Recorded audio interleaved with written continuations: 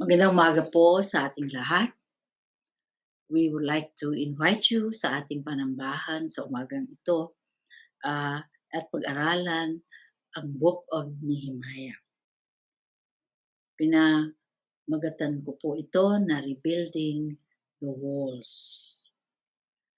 Dahil marami po sa mga panahong ito ang mga walls that have broken down sa ating mga buhay, sa ating mga trabaho, at sa ating mga simbahan. Medyo mahaba-haba po ang ating pag-aaral sapagkat 4 na chapters po ang ating tatalakayin. We will cover 4 chapters, Nehemiah chapter 1 and 2 and 4 and 6. But before we do that, let us pray. Pasalamat po tayo sa umagang ito. Nabiyayaan tayo ng presensya ng ating Diyos. Let's pray. Panginoon, kami po ay lumalapit sa inyo. We pray, Lord, that you will come before us and minister to us and bring life to your word by the Holy Spirit. Tulungan po ninyo kami na marinig ang inyong salita sa bawat isa sa amin sa umagang ito. We commit ourselves to you. We commit to you the words in this text.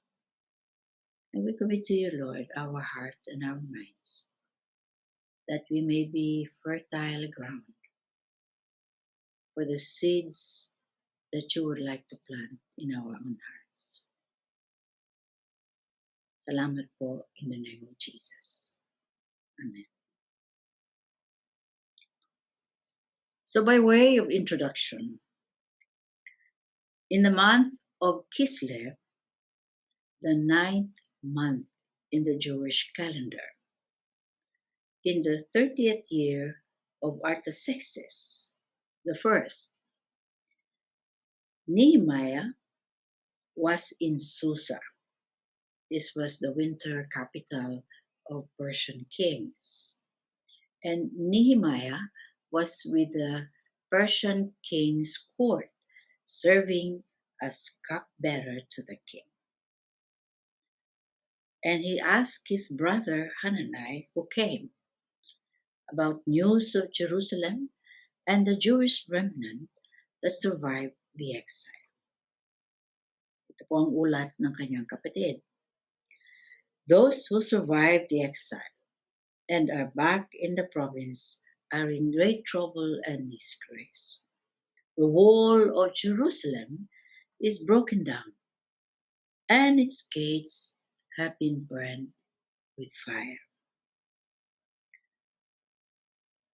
This disaster that he was referring to must have been the more recent event of the stoppage of Jerusalem's being rebuilt in Ezra chapter 4. The rebuilding of the city and the temple was stopped. And I think, as scholars say, this is not the original destruction of Jerusalem in 586 BC. It was a more recent disaster. Now, Nehemiah's reaction was this. When I heard these things, I sat down and wept. For some days I mourned and fasted and prayed before the God of heaven. This prayer of Nehemiah is actually comparable to the prayers of Daniel in Daniel chapter 9 and in other passages also. And the prayer went this way. First, it was addressed to the God of heaven. First and foremost, the main actor in this story is God. And so Nehemiah addresses his heart petition to this God of heaven. At the same time, he recognizes that this God is not only great, he is terrible. The phrase is the great and terrible God. In more recent translations, like the NIV, it is the great and awesome God. And we are told that he prayed day and night for 4 months for the nation of Israel. And we see that in this prayer, he identified with his people, confessing the sins of his own and his father's house, and also of Israel as a nation. We have acted very wickedly toward you.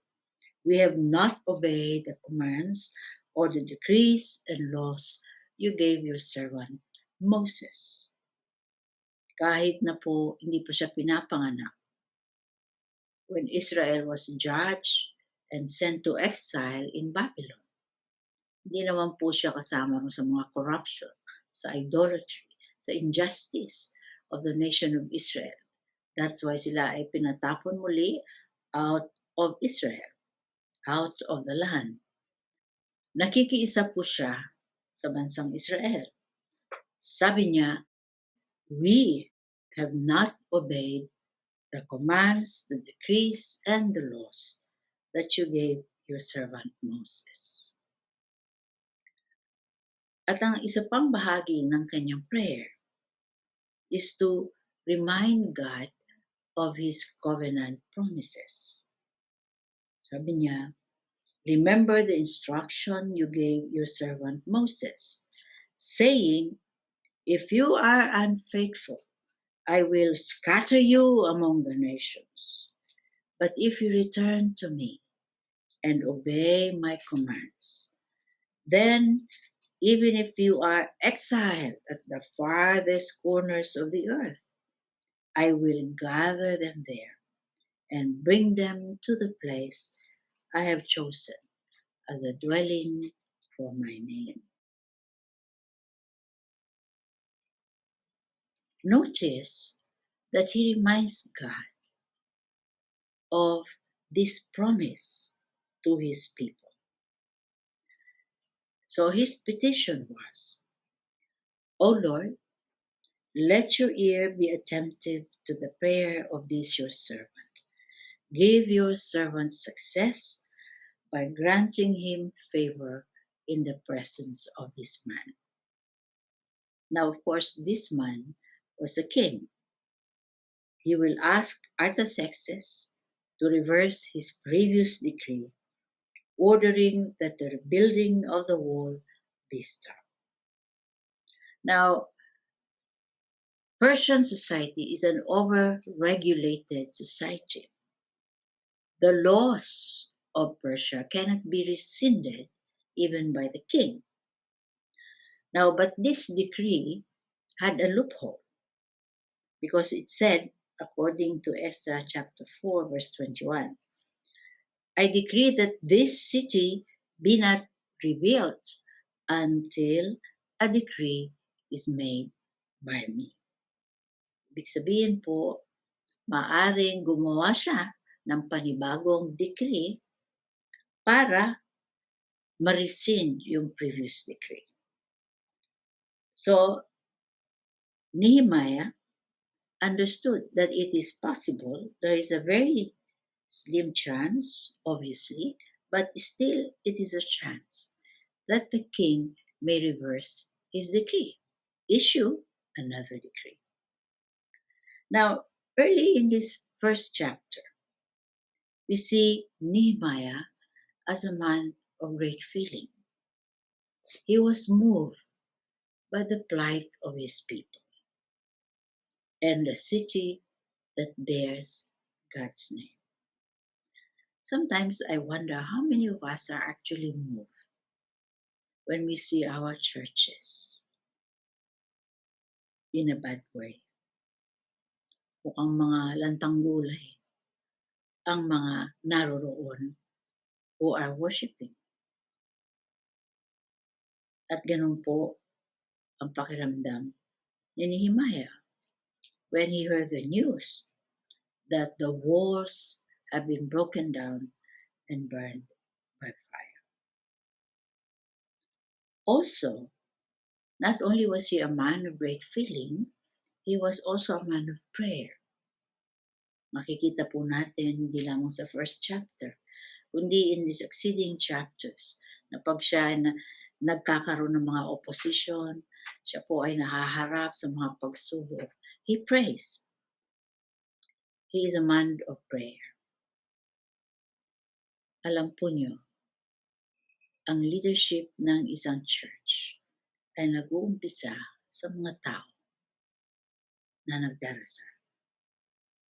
Nehemiah prayed for 4 months bago siya pumunta sa presensya ng hari para maglahad ng kanyang mga petition.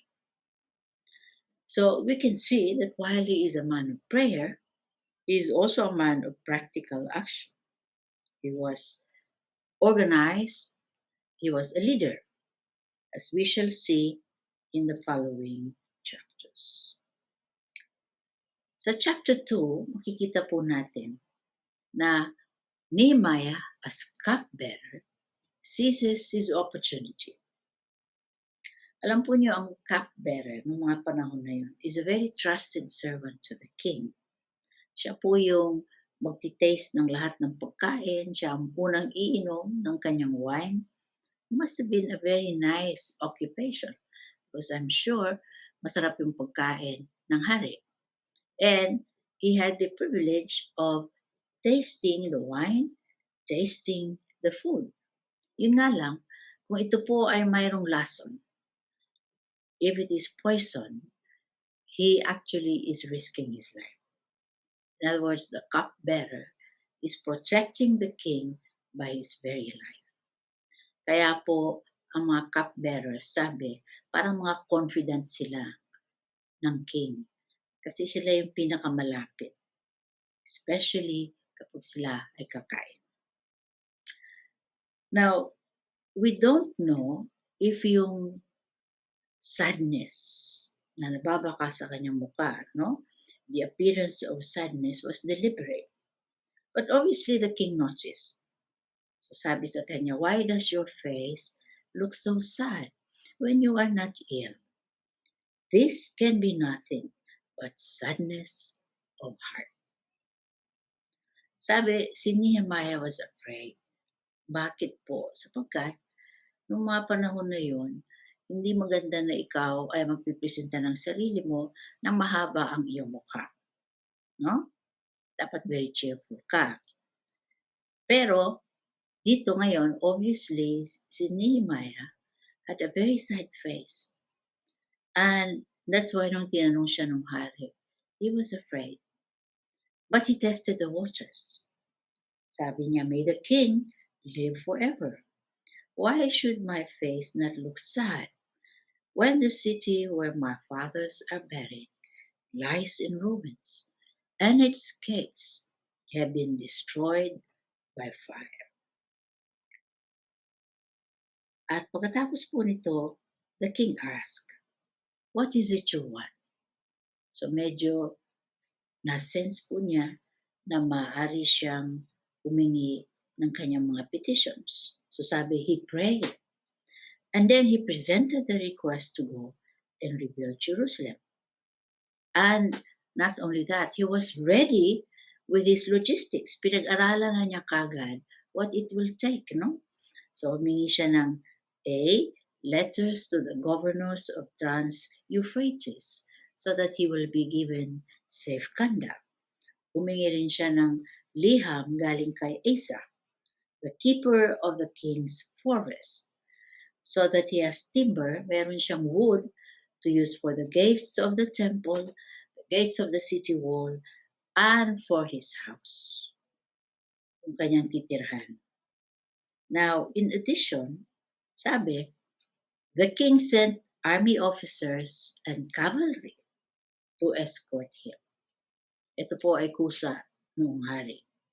Now this disturbed Sanballat, the governor of Samaria at that time. We will find this according to documents unearthed in Egypt. It is possible that he may have been given temporary jurisdiction over Judah and may be jealous of Nehemiah, who was later made governor of Jerusalem. And Sanballat may have had Tobiah as deputy in Jerusalem. Dahil po si Tobiah had personal links inside the city. He was acting as go-between among the nobles, yung mga merchants.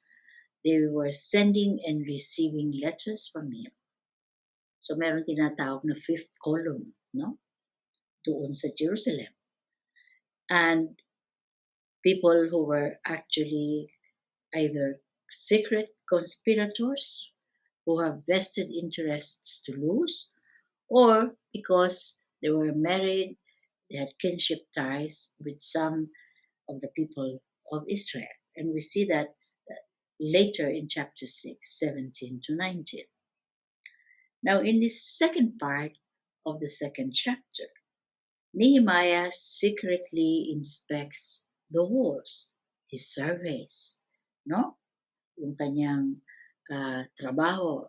And maybe he was counting the cost of what it would be to rebuild the walls.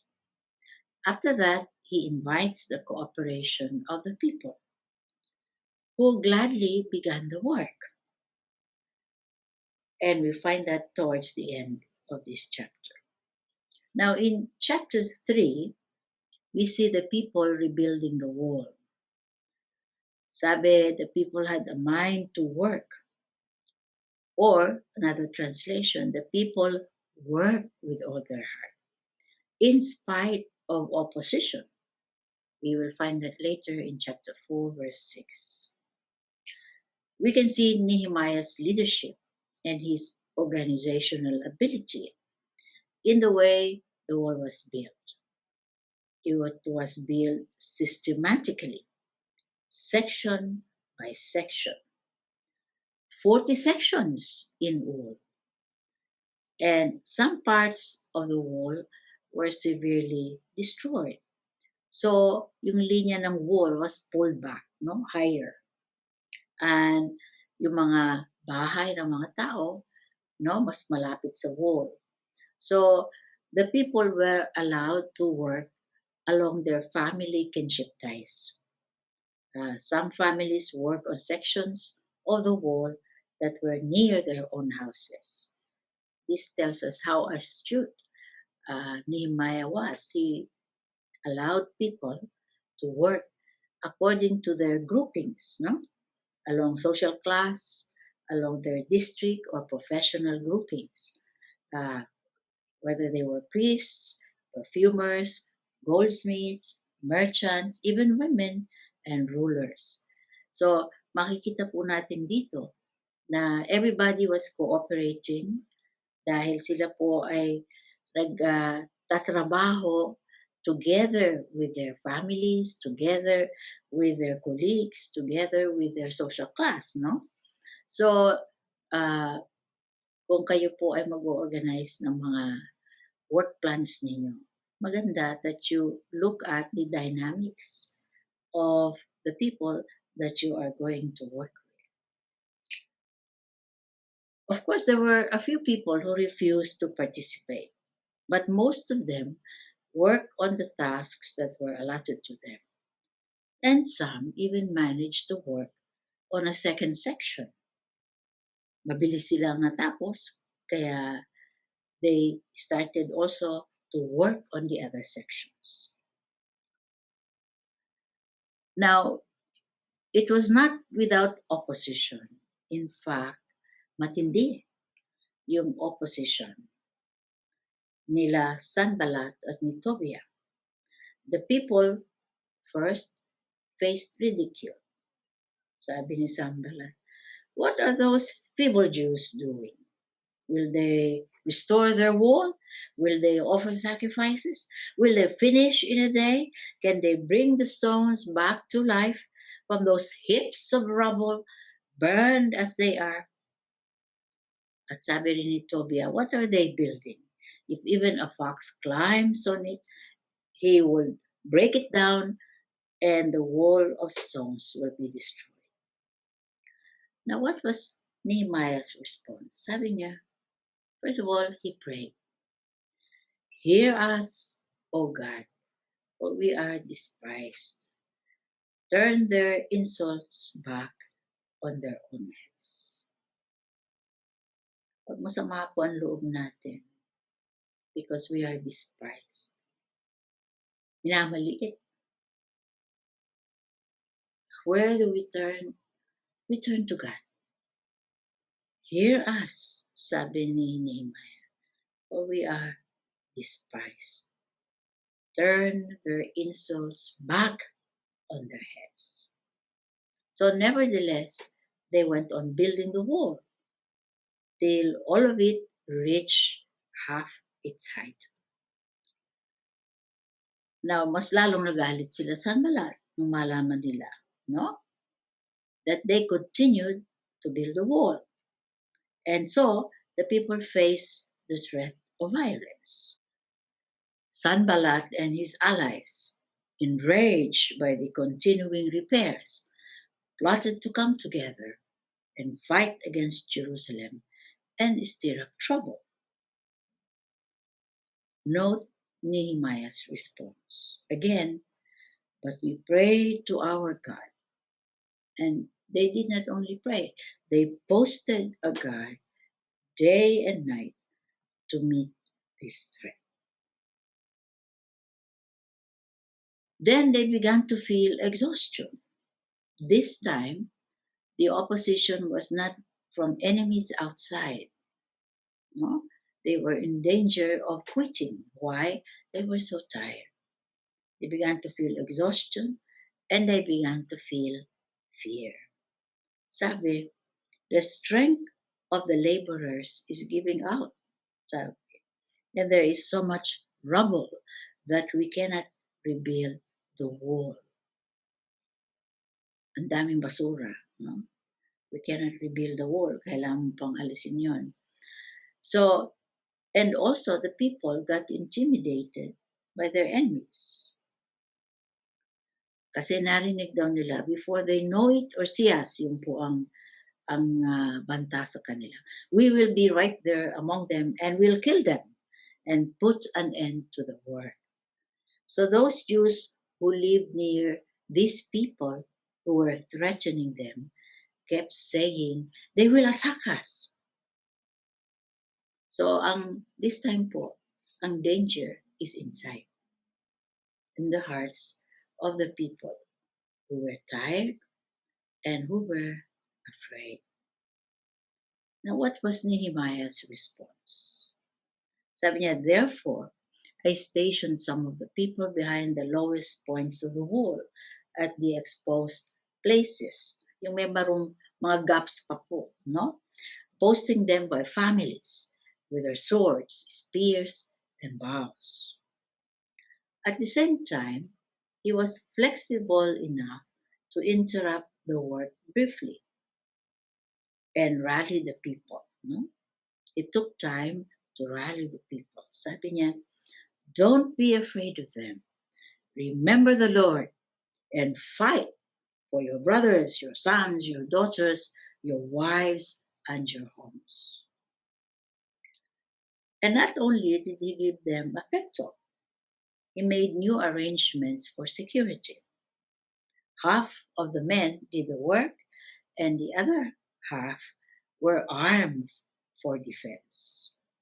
And each of the builders who were carrying materials, people who were continuing the construction, each of them wore their weapons on their side. And a trumpet was to be sounded as a call for help in case of an attack. In other words, if in one section of the wall they were being attacked, they were what? To blow the trumpet so that people can go and help.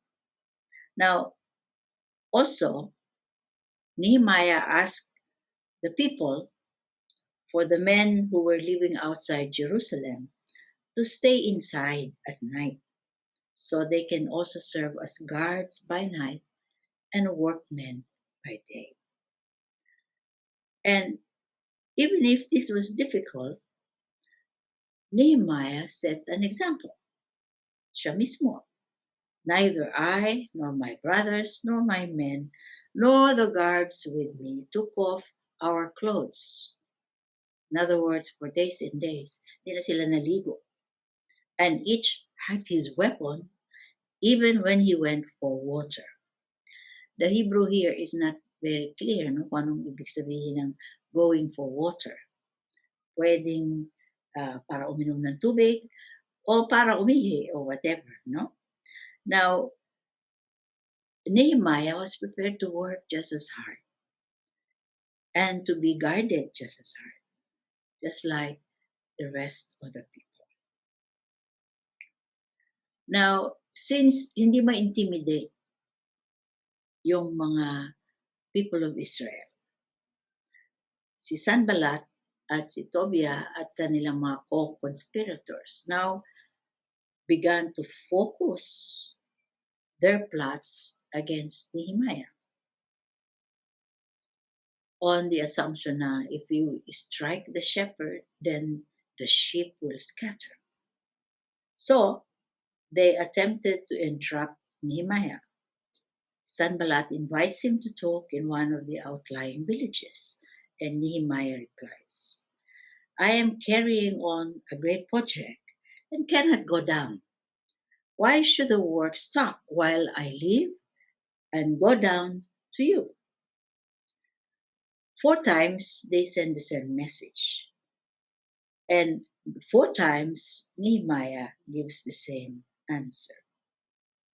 Now, the 5th time, Sanballat sends an unsealed letter, siguro para makita ng lahat, saying there are reports that Nehemiah and the Jews are actually plotting to revolt and make him king. So Sanballat pretends to want to confer with him, to discuss this matter before it reaches the king. Ang sagot ni Nehemiah, nothing like what you are saying is happening. You are just making it up out of your head. You're just imagining. Guni-guni mo lang yan. No? So, diretso, sinabi ni Nehemiah, gawa-gawa mo lang yan. Now, next, they hired Shemaiah, who apparently is a prophet, to prophesy. They are coming to kill you. Yun ang warning niya kay Nehemiah. So he was enticing him to meet inside the temple, to shut the doors. Why? Because they are coming to kill you. And what was Nehemiah's response? Sabi niya, should a man like me run away? Anong ibig niyan sabihin? Bakit ako tatakbo? Should someone like me, no? Or should one like me go into the temple to save his life? Alam po natin, kung hindi ka priest, hindi ka pwedeng pumasok sa inner sanctuary ng temple. Now, si Nehemiah may be governor, but he is not a priest, no? Sabi niya, I will not go. Because he knew that Shemaiah had been hired to intimidate him. Sabi niya, so that I would commit a sin by doing this. And then they would give me a bad name to discredit me. Kailangan po ang mga leader would be very, very careful na hindi sila machichismis at malalagay in a cloud of doubt, no? Dahil gumawa sila ng isang bagay out of fear. Now, the wall has been completed once we go to chapter 6. And it is said that Israel goes back to their faith in God. You will notice that it took only 52 days to rebuild the wall, less than 2 months. After 150 years of the wall lying there destroyed. And they built a new wall in the east dahil hindi na pwedeng patungan, no? And the rest of the sections were rebuilt along the line of the previous walls. At ito po ang impact ng kanilang pag-rebuild ng wall. Sabi, when all our enemies heard about this, and all the surrounding nations saw it, our enemies lost their self-confidence. Nawala ng loob. Because they realized that this work had been done with the help of our God. Alam po nyo, any kind of enterprise na kagaya nito, rebuilding the walls, no? In the face of great opposition, is a great witness. Yung mga akala natin physical lang na projects, no? Like building a church, building lang naman yan, wall lang naman yan. And yet, pag alam ng mga tao that you built this out of faith, out of intense persecution, out of resources that are not enough. In other words, very clear na ito ay nangyari, nagawa because of the help of God. Pagka ganun po yan, talaga nang mamangha ang lahat. Sabi dito, hindi lang yung mga enemies, kundi yung surrounding nations. At yung mga kaaway nila lost their self-confidence. Nawalan sila ng loob na stop sila uli, no? Nawala na sila ng loob. Because na-realize nila ang kalaban nila dito ay ang Diyos. No? And because of this also, Israel renews its faith. And towards the end of the chapters, mula chapter 8 hanggang chapter 13, we see, first of all, the renewal of the covenant. No? Israel finds itself able to return to its faith. Ezra reads the book of the law. The Levites explain the meaning dahil possibly they had to translate in Aramaic because not everybody understood Hebrew among the exiles. Makita po natin ito sa chapter 8. So, nagtulong-tulong para marinig muli ang mga sinasabi ng salita ng Diyos. At ang impact nito was such that the people wept. No? Naiyak silang lahat. And then sinabi sa kanila, don't be in grief, no? Celebrate. So sabi yung mga tao, they went away celebrating. And they confessed their sins. They repented and signed an agreement, a covenant once again, that they will have God as their God. And also, makikita rin natin sa chapters 11 and 12 that Jerusalem was repopulated. No? Out of the tribes, nagbigay sila ng mga tao who will settle in Jerusalem. Kasi before this, ayaw ng mga tao pumunta sa Jerusalem and reside there. Kasi nga the walls have been broken down. No? Nobody likes to live in places na wala kang protection. Or mukhang walang pag-asa na yung syudad na yan. Ano? It's totally broken down. So, yung mga tao had to repopulate Jerusalem. And the city walls were dedicated. No? Now, mukhang si Nehemiah in the 32nd year of Artaxerxes, which means after 12 years, Nehemiah returns to the court. And when he went back to Jerusalem, nakita niya once again yung moral decline. And he institutes his final reforms. We find this in chapter 13, against abuse of privilege.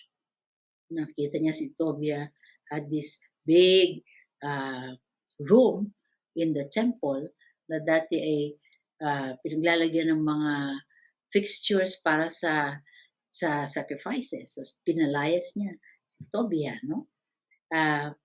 And he saw violations of the Sabbath law. Yung mga merchants were there in the city, no? Even if it was Sabbath. And of course, yung mga mixed marriages na 30 years before, sinabi na ni Ezra, no? This is a violation of the law. Pero obviously, the people of Israel have married, no? Intermarried na sila doon sa mga surrounding people, yung mga Moabites, mga Ammonites. Now, you may ask, why was Ezra and Nehemiah, why were they so much against mixed marriages? Now, I don't think it was because of race, because we see, for instance, in the book of Ruth, Ruth was adopted into the nation of Israel. She was a Moabite. But I think what this meant, because of the mention, halimbawa, of Solomon, that he was a great king, except he fell because of so many foreign wives. And I think it's because Nehemiah feared the loss of Israel's faith, the loss of Israel's identity in the next generation because of these mixed marriages. Now, what does this story tell us? Derek Kidner, who is an Old Testament scholar, summarizes the point of these two books.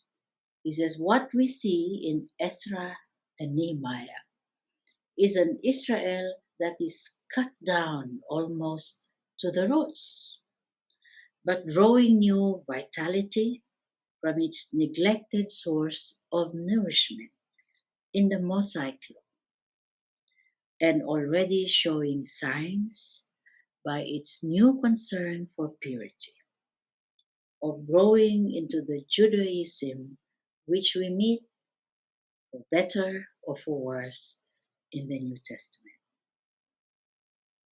So anong ibig sabihin po nito? In the story of Nehemiah, we see that God is terrible, that he will judge even his own people, scattering them. But then, if leadership emerges, if confession of sin and repentance happens, he gathers them again if they return to him and obey his commandments. Alam po niyo, exile is a sign of God's judgment on a nation. Ito pong ating mga diaspora. So many of our people, 12% of our population, growing up scattered in 200 countries. We rejoice about this dahil they bring in dollars. But I think we need to understand that exile, at first instance, is a sign of God's judgment on the corruption of His people. Dapat maintindihan po natin that while under the sovereignty of God, yung massive migration out of this country helps us. Maintindihan din po natin na ito po ay isang sign that we have not been faithful and our leaders have not been faithful. in leading this country towards justice and righteousness. And that's why sabi dito, God is a great and terrible God. He is awesome, but He's also terrible God. Pangalawa, it took a prayerful and a very practical leader like that of Nehemiah to rebuild the walls. Kung gusto po natin na umahon sa pagkakalugmok ng ating mga bansa, ng ating mga simbahan, what do you feel when you see a church hardly able to survive in its faith? Naalala ko po nung ako po ay bumalik sa Diliman Bible Church because I was away for 10 years. Doon po ang membership ko sa Batasan Bible Church. Mas malapit po yun sa bahay namin. And nung bumalik po ako after 10 years or so, nakita ko gaaway, ang daming conflict, ang daming yun. At nasasulang, napaiyak ako. Kagaya ni Nehemiah, nung marinig niya that the walls have been burned with fire and Jerusalem lies in ruins. Umiyak siya. Yung makita ko nun sa TBC, naiyak din ako. Pero sabi ng Lord sa akin, huwag kang iiyak-iyak dyan, bumalik ka. Do something. Huh? So I hope gusto ninyo na ma-rebuild ang XBC. Those of you who have practical leadership, those of you who are organizers, those of you who have enough spiritual power, you pray. It is your responsibility to rebuild the walls. It is not enough to just feel sad. Kaya ni Nehemiah, he felt very deeply, no? It's not enough to feel sad about the church, about what has happened to us. Where are the good old days, no, of its glory? It's not enough to do that. We should be like Nehemiah. At first instance, weeping, and then praying, and then petitioning the king, and then organizing the people so that they are able to rebuild the wall. We need leaders like this in our churches. People who have vision, people who pray, and people who are practical enough to organize and plan how to rebuild the walls. So are you going to respond to this call? It is not enough to just feel sad or being grieved. Bakit nagkaganito na ang ating simbahan? Do something. Organize and pray. Ito po ang mensahe rin. When we see the people gladly working, they will work if there is a leadership that casts a vision. Si Nehemiah had a vision. Sabi niya, you yourself see, no? Kung paano nalugmok ang ating syudad. So he says, let us build. So he casts this vision of rising from the ruins. At the same time, nung gumagawa na sila, he was prepared to recognize that the people had limits. Pagod na eh.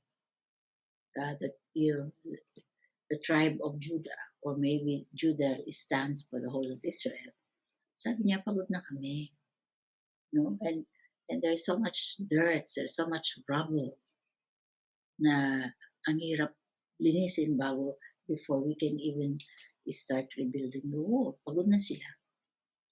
So, si Nehemiah responds to the limits of what the people can do. So, tumigil siya ng kaunti. And rallies them out of their fears. Sabi niya, the Lord is with us. We shall rebuild and finish this. In other words, we need to encourage people, inspire people.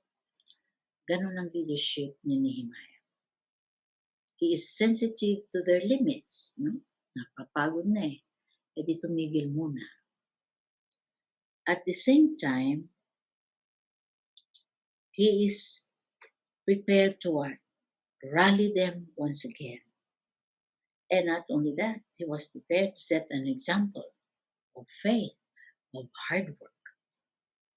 Kaya natin ito. Alam po niyo, mga tao, naghihintay lang ng mga leader na kagaya ni Nehemiah for the walls to get rebuilt. And it is the teaching of the word and the law that brings people back to purity and a fresh start in their life and faith. Si Ezra reads the book of the law, yung mga Levites explain it, and so nakita nila for the first time this generation, narinig nila, ay ganito pala ang salita ng Diyos. A church, a community will rise again if you have teachers who can bring the Word of God in a fresh way sa mga tao so that they can have a fresh start. Gusto natin umahon, no, sa paralysis ng ating churches. Gusto natin na marinig muli ang Diyos in our midst, ma-feel once again ang Holy Spirit sa atin. Well, you need to have teachers of the Word, teachers of the law. Ang simbahan, kapag walang ganito, hindi uusan. It is the Word of God and obedience to the law that will help people renew their faith. Yun yung tinatawag na revival. Renewal. Churches do not get renewed just like that. You need teachers who will bring the Word, who will speak forth God's Word, and people who obey the law. Pag wala akong ganitong klase ng pagtuturo, renewal, revival is not going to happen. Siguro, at the end, we are to guard the next generation against any influence, culture, or from our relationships that will erode our faith in God. Maliwanag po ang salita ng Diyos that we cannot be mismated with unbelievers. Hindi po tayo magkakaroon ng mga malalalim na relationships sa mga tao na dadalhin tayo sa masamang landas. At ito po ang takot ni Nehemiah sa mga mixed marriages. And even in the New Testament, sinasabi rin po ito.